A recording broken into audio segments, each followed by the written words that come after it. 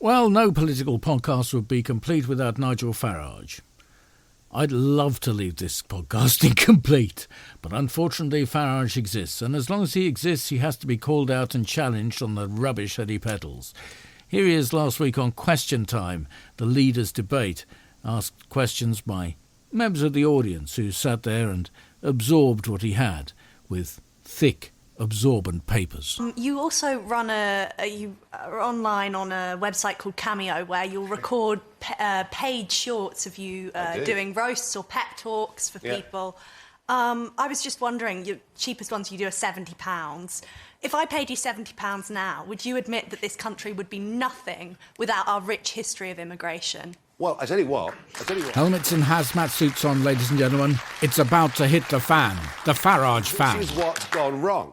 Because you talk about immigration, and it ran from after the war up until the millennium at net 30 to 40,000 a year. And that's right, because we needed those people. We needed those people in hospitality, in healthcare, in social care, in childminding, building trade. We needed doctors, nurses. We needed all those people. And that's why it worked so well. And we still need those people. And that's why the systems are falling apart. But no, carry on. And yes, it worked. In fact, we had the most successful immigration policies of any country in the whole of Europe. No question. Now, it is so totally out of control. Just think about this.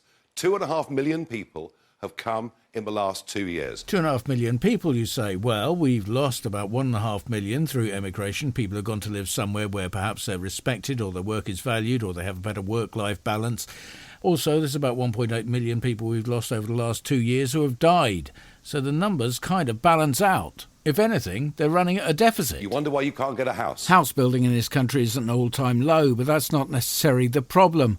At the moment in this country, if you look around and you get the official figures, there are 676,304 empty properties in England. It's a 3.5% increase on last year's total. Those properties could be utilised and some of the heat could be taken out of the housing market. But nobody seems to want to do that. You wonder why your rents have gone up 25% in 4 years. Rents have gone up due to demand. That's the free market model that Nigel's always on about. The less property available, the more landlords can hike rent. It's a supply to demand issue, but that's not the only reason. A lot of these people are using property as a safe investment for their pension. They're not all huge conglomerate landlord groups. They have to meet mortgages and insurance costs, which have just gone up just as everything else has. And then there's the Airbnb business model, which has tightened up the market even further. High rents have little to do with immigration, migrants or anyone else. The reason rents are so high is to do with the punitive costs now of being a landlord and the legislation which needs to be adhered to, because otherwise there's a threat of a criminal record or a jail sentence. There's also the associated risks of lending a property to people you don't know. That's always going to be seen by financial institutions as a very big risk indeed, and the premiums reflect that. That money has to come from somewhere, and it's always the end user. You wonder why our infrastructure is struggling. Our infrastructure has been going downhill since 2010. Arguably, it was going downhill before that.